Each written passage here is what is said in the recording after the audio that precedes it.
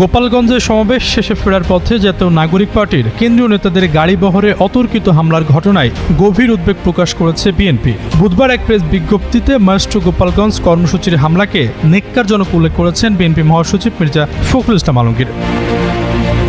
বিবৃতিতে বিএনপি মহাসচিব বলেন, ছাত্র জনতার আন্দোলনে আওয়ামী স্বৈরাচার শাসক গোষ্ঠীর পতনের পর দুষ্কৃতিকারীরা আবারও দেশে অস্থিতিশীল পরিস্থিতি সৃষ্টিসহ নৈরাজ্যের মাধ্যমে ফায়দা হাসিলের অপতৎপরতায় লিপ্ত হয়েছে।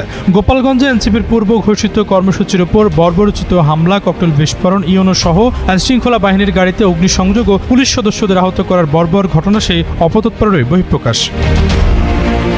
এদিকে গোপালগঞ্জে হামলার ঘটনায় নিজের ফেসবুক ওয়ালে এক পোস্টে এনসিপির শীর্ষ নেতা শারজিস আলম জানান, গোপালগঞ্জে হাসিনার দালালরা তাদের উপর হামলা চালিয়েছে। পুলিশের বিরুদ্ধে অভিযোগ তুলে বলেন, তারা দাঁড়িয়ে নাটক দেখছে, পিছু হটছে। যদি এখান থেকে বেঁচে ফিরি তাহলে মুজিববাদের কবর রচনা করে ফিরবো না।